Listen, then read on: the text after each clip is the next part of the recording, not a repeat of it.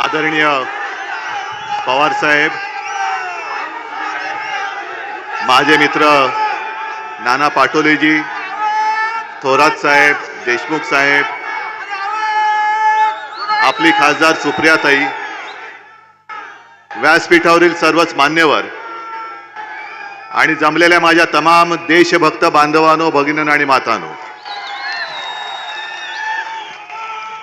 उद्या 1 मे आहे, महाराष्ट्र दिन.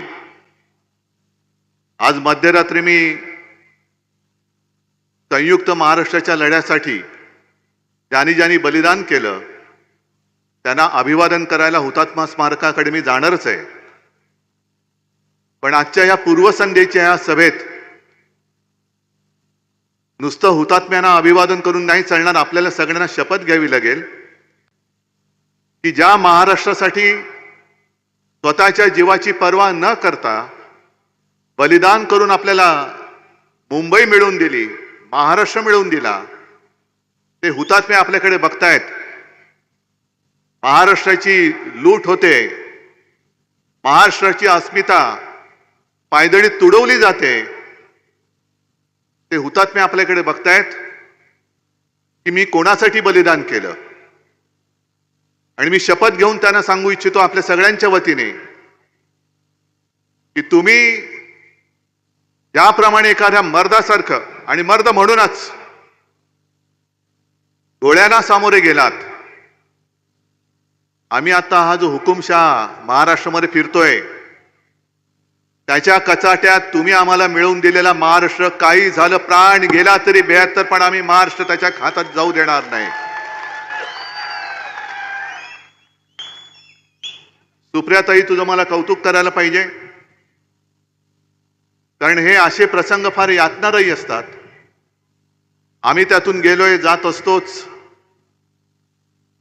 माझं ठीक आहे, मी एक मुलगा म्हणून उभा राहिलो, पण तू तर मुलगी आहेस, महिला आहेस, तरी देखील तू पहाडासारखी तुझ्या बाबांसोबत, त्याचा मला आणि माझ्या सगळ्या महाराष्ट्रातील बांधवांना आणि भगिनींना तुझा अभिमान आहे. बाकी विषय बोलण्यासारखे खूप आहेत. नाना, तुम्ही सांगितलं की पंतप्रधान कसे फिरतायत, सगळं ट्रॅफिक जाम, पॅक, खाली पण जाम, वरती पण जाम, आणि मध्ये फिरतात. काल पुण्यामध्ये सभा झाली, ठिकाणी योग्य होतं, रेसकोर्स.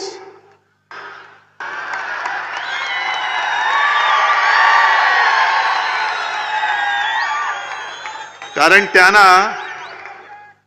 झोपेमध्ये सुद्धा घोडे बाजारच दिसतो.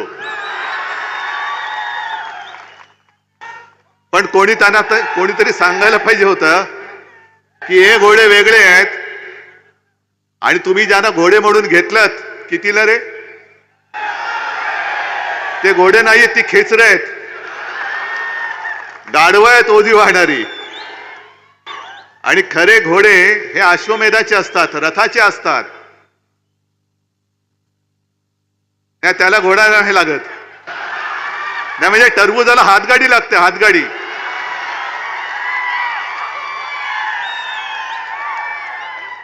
पण एकूणच जी निवडणूक आहे, मला खरंच कीव येते भाजपाची आणि मोदीजींची. कारण मोदीजींबरोबर माझ्याही सभा झाल्यात, 19ला झाले, 14ला झाले, पण मला नाही आठवत तेव्हा इतक्या वेळेला मोदीजींना महाराष्ट्रात यावं लागलं होतं. आणि आज मला आठवतंय की त्या सभांमध्ये माझाही उल्लेख त्यांनी माझे लहान भाऊ म्हणून केला होता. अरे मग लहान भाऊ होतो तर मग नातं का तोडलं? बरं, कोणत्या भाषेत तुम्ही बोलताय? तुम्ही 10 वर्ष काय केलं ते सांगा. अजूनही यांच्या मानगुट्टीवरती, म्हणजे मुनगट्टीवर नाही, तो वेगळा, पण यांच्या मानगुट्टीवरती जे काँग्रेसचं भूत बसलंय तेच उतरत नाहीये. 10 वर्ष झाली मोदीजी तुम्ही पंतप्रधान आहात, चिमटे काढून बघा. जनतेला चिमटे काढताय ना महागाईचे, त्याच्यापेक्षा स्वतःला काढून बघा की तुम्ही खरंच पंतप्रधान झाला होतात, कारण आता तुमची खुर्ची जाते. पण यांची भाषा एवढी खाली आले. काल ते काय म्हणाले, मला असं वाटतं कारण आज अजित पवार म्हणाले की पुढच्या सभेत मी त्यांना विचारीन की भटकती आत्मा ते कोणाला बोललेत. आहेत भटकती आत्मा तुम्ही कोणाला बोललात? पवार साहेबांना बोललात. मग जसे भटकती आत्मा असते ना तसं काही एक वखवकलेला आत्मा सुद्धा असतो, बुभुक्षित आत्मा असतो. आणि हा वखवकलेला आत्मा कसा असतो माहितीये? सगळीकडे जातो आणि सगळं काय म्हणजे पवार साहेब त्यांच्या मुलीला मुख्यमंत्री करायला लढतायत, मी माझ्या मुलाला मुख्यमंत्री करायला लढतोय आणि हे स्वतःसाठी लढतायत. मी माझं माझ्यासाठी आणि सगळी कामं मित्रांसाठी. आम्ही आमच्या मुलांसाठी लढतो आहोत. त्यानं मुख्यमंत्री करायचं की नाही हे जनता ठरवेल. कारण मुख्यमंत्री बनायला लोकांची मतं लागतात. ते एका फोनवर जसं तुम्ही बीसीसीआयचा अध्यक्ष केले शहानी त्यांच्या मुलाला, तसं मुख्यमंत्रीपद नाहीये. पण हा वखवकलेला आत्मा सगळीकडे फिरतोय महाराष्ट्रामध्ये. 15, 20, 25 किती सभा घेत आहेत. पण जर त्या वखवकलेल्या आत्म्याला जरा जरी संवेदना असतील तर जिथे जिथे फिरतायत तिथे तुमच्या नादानपणामुळे ज्या शेतकऱ्यांनी आत्महत्या केल्या त्यांच्या आत्म्यांकडे बघा, त्यांच्या घराकडे बघा, त्यांच्या घरातल्या तुटलेल्या मंगळसूत्राकडे बघा. शेतकऱ्याचं उत्पन्न तुम्ही दुप्पट करणार होतात. उत्पन्न दुप्पट तर झालंच नाही, पण त्याच्या उत्पादनाचा खर्च वाढला, तो दुप्पट झाला, तिप्पट झाला. आणि आज तुम्हाला महाराष्ट्रामध्ये ठाण मांडून बसण्याची जी वेळ आलेली आहे. पण महाराष्ट्र भोळा आहे, साधा आहे, दिलदार आहे. पण महाराष्ट्र कृतज्ञ नाहीये, अजिबात नाहीये. आणि महाराष्ट्र गद्दार नाहीये. महाराष्ट्राची परंपरा ही शूरांना वंदन करण्याची आहे. म्हणून ते जे आहे ना, शूरामी वंदिले. आज भाजपचं जे चाललंय ते चोरामी वंदिले असं चाललेलं आहे. सगळ्या चोरांना ते वंदन करतायत.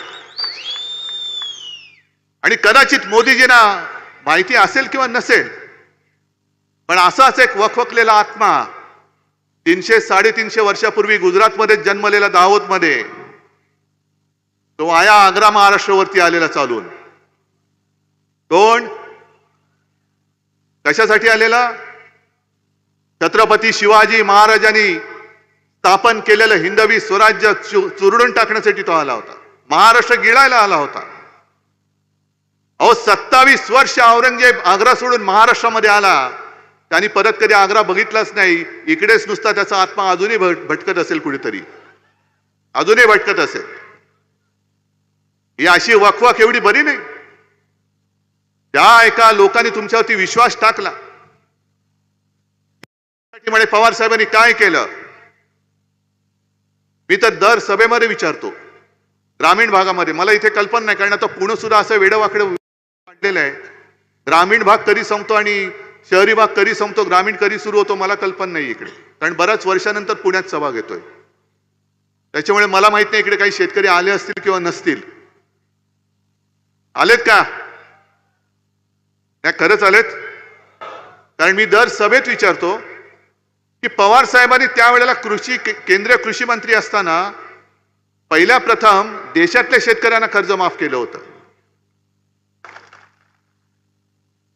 आणि त्याच्यानंतर मी मुख्यमंत्री झालो. माझ्या सोबत सगळे महाविकास आघाडीचे आपले नाना तेव्हा अध्यक्ष होते, थोरात साहेब महसूल मंत्री होते, देशमुख साहेब गृहमंत्री होते, हे आता तिकडे जे गेलेत ते अर्थमंत्री होते.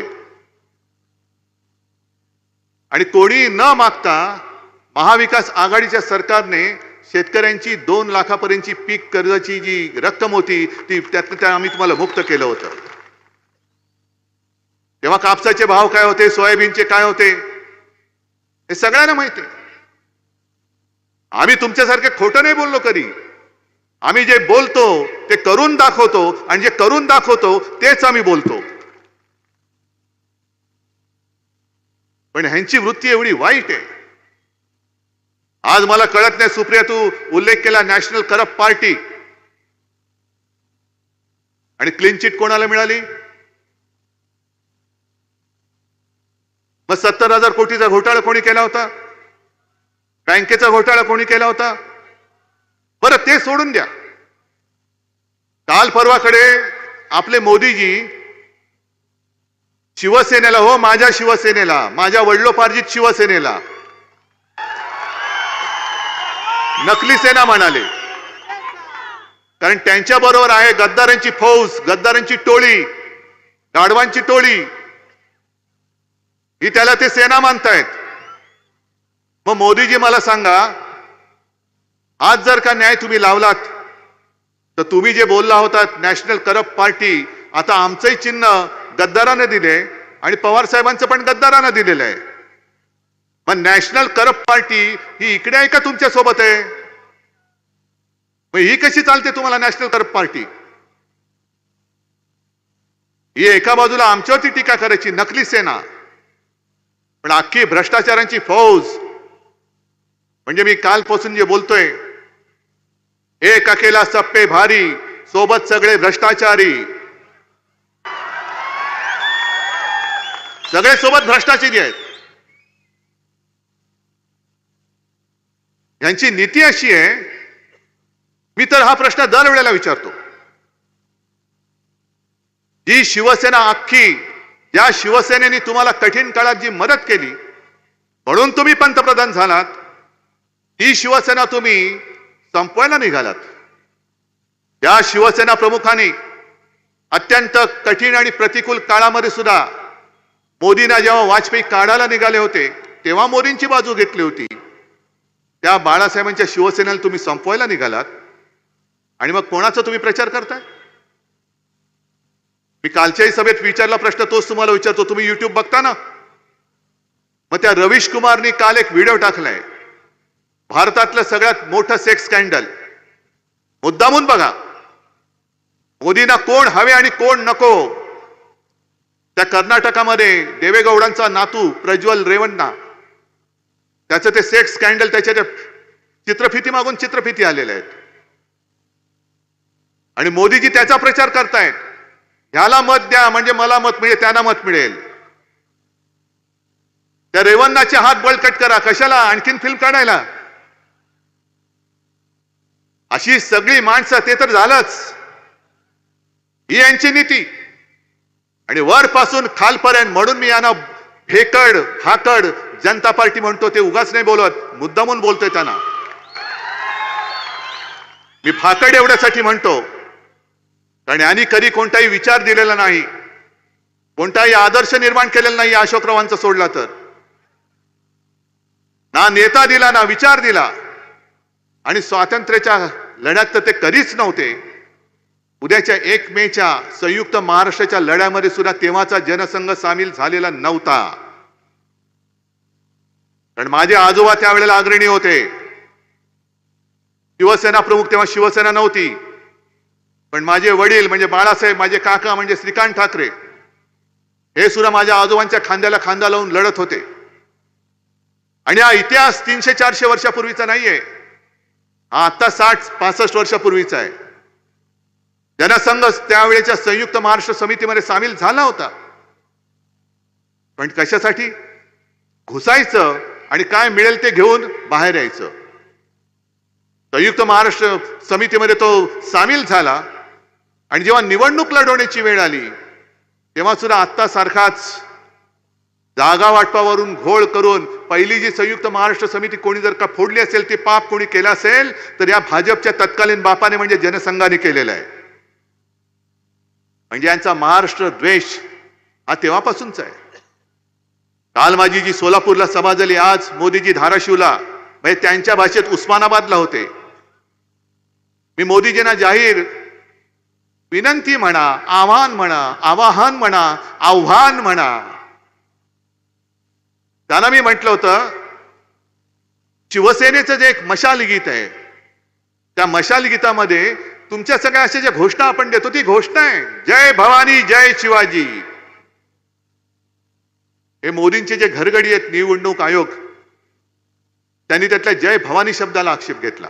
नाही म्हणे तो काढा. म्हटलं कसं काढा? तो जर का काढला तर यांची जी काही बिन आत्म्याची शरीरं फिरतायत तशी आमची अजून झालेली नाही. आमच्या शरीरात आता आजही आत्मा आहे. जय भवानी जय शिवाजी आमचा आत्मा आहे. ही बिना आत्म्याची जी भटकती शरीरं फिरतायत त्यांना जय भवानी जय शिवाजीचं महत्व नाही कळणार. आणि मोदीजी काय सगळी जी नाटकं करतायत, समुद्राच्या बुडाशी जाऊन आले द्वारकेच्या इकडे, ना चांगली गोष्ट आहे. जय श्रीराम, आम्ही जय श्रीराम म्हणतो, बजरंगबली की जय आम्ही म्हणतो, पण तुम्हाला जय भवानी बद्दल एवढा मत्सर का? तुम्ही समुद्राच्या बुडाशी जाऊन आलात, पण धाराशिवला जाऊन तुळजा मातेच्या दर्शनाला अजून तुम्ही गेलेला नाहीत. पंतप्रधान पद बसल्यापासून त्याच्या आधी पण ना मला कधी देवेंद्र तिकडे गेल्याचं आठवत, ना मोदी तुळजाभवानीच्या दर्शनाला गेलेलं आठवत. तुमचा महाराष्ट्र द्वेष हा इथपर्यंत भिनलाय. आणि तुम्हाला जे बहुमत पाहिजे, पाशवी बहुमत पाहिजे, ते घटना बदलण्यासाठी हे आता उघड झालेलं आहे.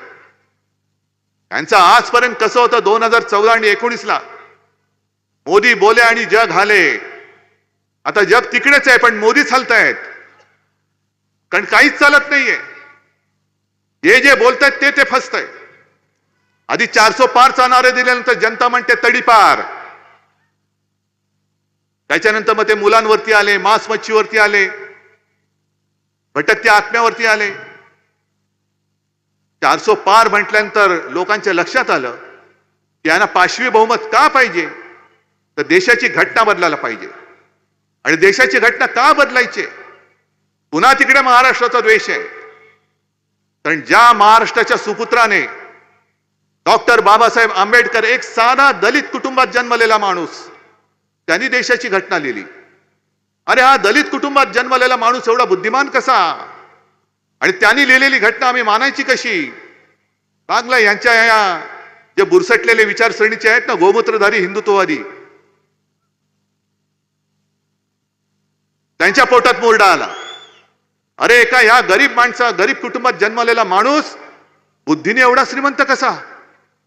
आणि त्या श्रीमंतीला तुमची ईडीबीडी काय करू शकत नाही, कारण ती श्रीमंती वेगळी आहे.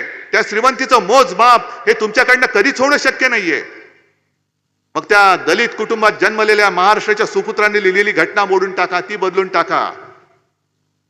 पण याद राखा, भाजपवाल्यानं तुम्हाला आज जाहीर इशारा देतोय, तुम्ही परत तर सत्तेवर येत नाहीच आहात, पण जर घटनेला बदलण्यासाठी हात लावाल तर संपूर्ण देश पेटल्याशिवाय राहणार नाही, एवढं लक्षात ठेवा. असेल हिम्मत तर घटना बदलण्याची नुसती तुम्ही एक तयारी करून दाखवा. आरक्षण रद्द करणं हे म्हणे आम्हाला मंजूर नाहीये. मग मंजूर नाही, मग 10 वर्षामध्ये दिलं का नाही आरक्षण? जसं केजरीवाल यांच्या दिल्ली सरकारचे अधिकार कोर्टाने त्यांच्या केजरीवालच्या बाजूने निकाल दिला, पण यांनी तत्काळ लोकसभेमध्ये एक बिल आणलं आणि पाशवी बहुमताच्या जोरावरती कोर्टाचा निर्णय फिरवलात. मग माझ्या धनगर समाजाचा, मराठा समाजाचा आम्ही सांगत होतो तुम्ही घ्या तिकडे अधिवेशन, आम्ही पाठिंबा देतो, का तुम्ही आरक्षण नाही त्याने दिलं? पण आपण काय केलं हे सांगायचं नाही. शेतकऱ्याचे भाव, शेतीमालाला दुप्पट भाव कधी मिळणार ते माहिती नाहीये. बरं, एक वन नेशन वन टॅक्स, सगळे एक एक एकच. मी म्हटलं ना, मी माझं माझ्यासाठी सगळे एकमेव. जो जीएसटी आणलेला आहे त्या जीएसटीच्या माध्यमातून किती छोट्या मोठ्या व्यापाऱ्यांची पिळवणूक होते तो तुम्ही जाऊन विचारा. म्हणजे अगदी मोदींचे अंधभक्त असतील त्यांना सुद्धा मी सांगतोय, अरे का रे तुमच्या घरामध्ये जेवण नाही जेवत तुम्ही? तर तुमच्याकडे काय वेगळं मोदी भक्ताचं कार्ड आहे की हा ह्याने कार्ड दाखवलं की गॅस सिलेंडर फुकटात मिळतो? गॅस सिलेंडर फुकटात मिळतो. तुम्ही कार्ड दाखवले की पेट्रोल तुम्हाला फुकट मिळतं. आणि मग काही वर्षांपूर्वी मोदींच्या सभेमधला एक व्हिडिओ फिरतोय, भाई और बहनों मुझे बताओ पेट्रोल नीचे गया कि ऊपर गया? बोलले होते ना, डीजल नीचे गया कि ऊपर गया, गॅस नीचे गया कि ऊपर गया? आता तुम्हाला कळलं असेल, कारण मला नव्हतं कळलं. जीडीपी वाढलाय म्हणजे गॅस, डिझेल, पेट्रोल वाढले की नाही वाढलं? 15 लाख आले, पण तुमच्या खात्यात 15 लाख नाही आले. निवडणूक रोख्यांच्या माध्यमातून भाजपच्या खात्यात करोडो, हजारो, करोडो रुपये आले.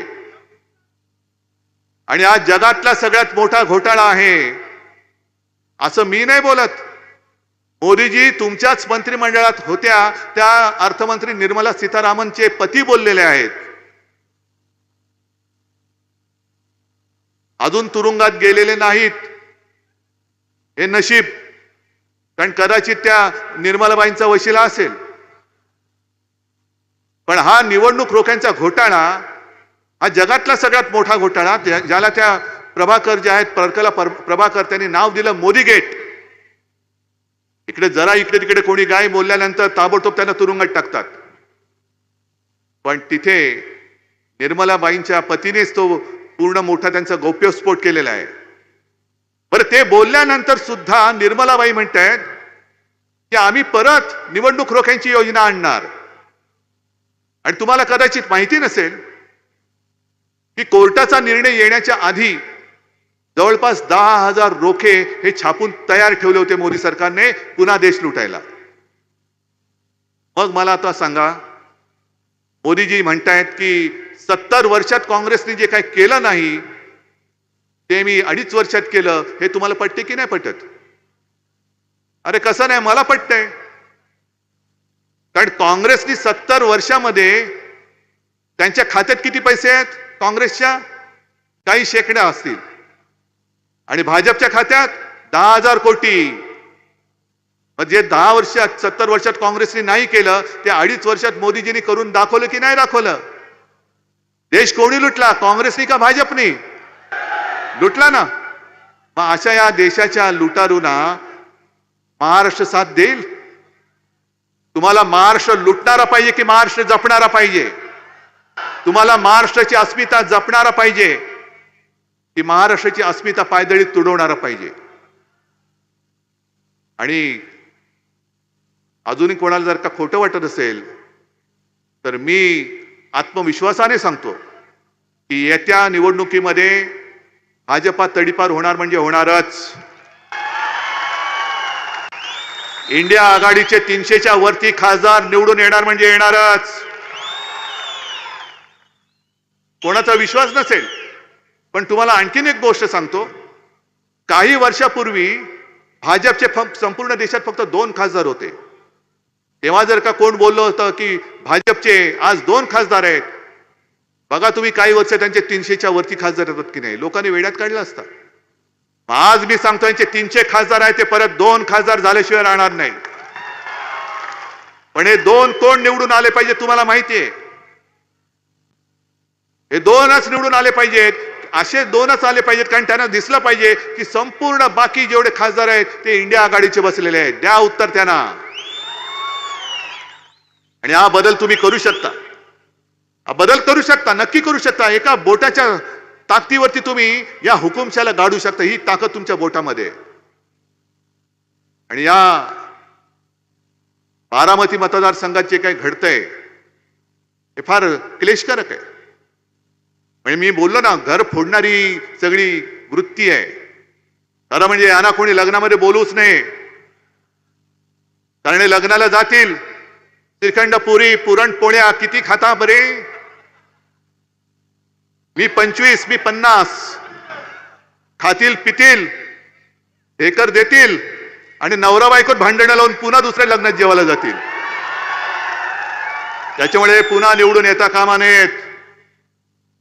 मी आज इकडे सुप्रियाताईच्या मतदारसंघात आहे, पण बाजूला आपलं कोण आहे? दंगेकर. आणि त्यांनी एक चमत्कार करून दाखवलाय. आता मोठा चमत्कार करायचा आहे. अरे आहेत ना, आता तुम्हाला मोठा दंगा करायचा आहे. म्हणजे तसा दंगा नाही लोकसभेमध्ये. मग इकडे दंगेकर आहे, सुप्रियाताई आहे, तिकडे अमोल आहे, बाजूला संजोग वगैरे आहेत. सगळीकडे हा पूर्ण पट्टा सातारा बितारा सगळा भगवा भगवा भगवा, म्हणजे छत्रपतींचा भगवा. सोबत हा तुतारी फुकणारा मावळा आणि हातामध्ये मशाल. आणि ही लढाई कशी आहे एवढंच फक्त तुम्हाला सांगतो की भाजपची वृत्ती कशी आहे. काय काय म्हणी अशा असतात की त्याचा अर्थ कळत नाही, पण अनुभव आल्यानंतर कळतो. आणि म्हणूनही तुम्हाला मुद्दामून गोष्ट सांगतोय. एक मोठा डेरेदार वृक्ष होता. आता किती वर्षाचा मी काय बोलत नाही, तर पवार साहेब म्हणतील की अजून मी तरुण आणि तरुणच आहात तुम्ही, कारण तरुणाला लाजवेल असा उत्साह आहे तुमच्यामध्ये. त्याच्यामुळे तुमचा आणि झाडाचा वयाचा संबंध नाही, पण एक शेकडो वर्षाचं झाड होतं, चांगलं मोठा त्याचा बुंदा, मोठा त्याचा बुंदा होता, असा विस्तार होता, पानं फुलं छान डवरून यायची, प्रत्येक सीझनला पानं झडायची, नवीन पानं यायची, फळं यायची. मग झाडावरती काही बांडगुळं होती, काही माकडं खेळायची, काही पक्षी होते तिकडे. पक्षी तर दरवर्षी तिकडे घरटं बांधायचे आणि अनेक पक्ष्यांच्या अनेक पिढ्या त्या झाडावरती जन्माला आल्या होत्या. पण त्या गावात एक व्यापारी होता आणि तो व्यापारी काय करायचा, यायचा आणि झाडाच्या फांद्या, झाडाच्या बुंद्याची लाकडं तोडून घेऊन जायचा, फर्निचर बनवायचा आणि जणू काही लाकडं मीच केली, लस पण मीच केली, लाकड पण मीच बनवली, असं करून स्वतःचं लेबल लावून बाजारात विकायचा. एक दिवस असंच सगळं छान चाललं होतं, पण तो व्यापारी कुऱ्हाड घेऊन आला आणि झाडाच्या बुंद्यावरती घाव घालायला लागला, लाकूड तर पाहिजे. सगळे चित्कारायला लागले, पक्षी चित्कारायला लागले, माकडं घाबरली. पक्ष्यानं वाटलं आता या झाडाला किती यातना होत असतील, किती वेदना होत असतील. एक पक्षी जो होता तो झाडाबरोबर बोलायचा आणि त्याला सांगितलं की अरे दादा, तुला खूप वेदना होत असतील ना रे. झाडाने काय सांगितलं, नाही हे लाकूड तोडतात त्या वेदना मी सहन करतो, पण खऱ्या यातना कशामुळे होत आहेत, तो व्यापारी जो कुऱ्हाड वापरतोय ना, त्या कुऱ्हाडीचा दांडा माझ्या लाकडाचा बनलेला आहे. ही व्यापारी वृत्ती. या झाडाचं लाकूड तोडून तेच झाड तोडायला लावताय, तुम्ही तोडू देणार आहात? अरे ज्यानी बोटाला धरून चालायला शिकवलं, चालायला लागलाच म्हणून काय लाथा मारायला लागलास? जर बोट मध्ये सोडलं असतं तर एक पाऊल पुढे जाऊ शकला नसता. या पुढे सुद्धा तो एक पाऊल पुढे जाऊ शकणार नाहीयेस. कारण जसं मी शिवसेनेच्या बाबतीत सांगतोय की मोठी केलेली माणसं गेली, पण मोठी करणारी माणसं आज सुद्धा माझ्या सोबत आहेत आणि ती माझ्या समोर बसलेली आहे. ज्यांना तुम्ही मोठं केलं त्यांच्या डोक्यात हवा भरली असेल, ते गॅसचे पुढे जाऊ द्या, सोडून द्या गॅसचे पुढे, त्यांचा गॅस सुटला का खाली येतील. पण तुम्हाला महाराष्ट्राचा स्वाभिमान विकता येणार नाही, तुम्हाला तुमच्या मतांची किंमत ठरवता येणार नाही. मताची किंमत तुमची कोणी ठरवू शकता कामा नये. आणि म्हणून तुम्ही एकच मगाच्या गाण्यामध्ये घेतली ना, तशी एक वज्रमूठ ही मला आवडून दाखवा की हे व्यापारी मंडळ किती जरी फिरलं, महाराष्ट्र त्यांनी किती जरी ठाण मांडला, तरी जिथे मशाल असेल तिथे मशाल, जिथे हात असेल तिथे हात, आणि जिकडे उद्या आपल्या विजयाची तुतारी फुकणार आपला मावळा असेल तिकडे तुतारी फुकणारा मावळा. बस, दुसरं चिन्ह कोणतेही नाही. जय हिंद, जय महाराष्ट्र.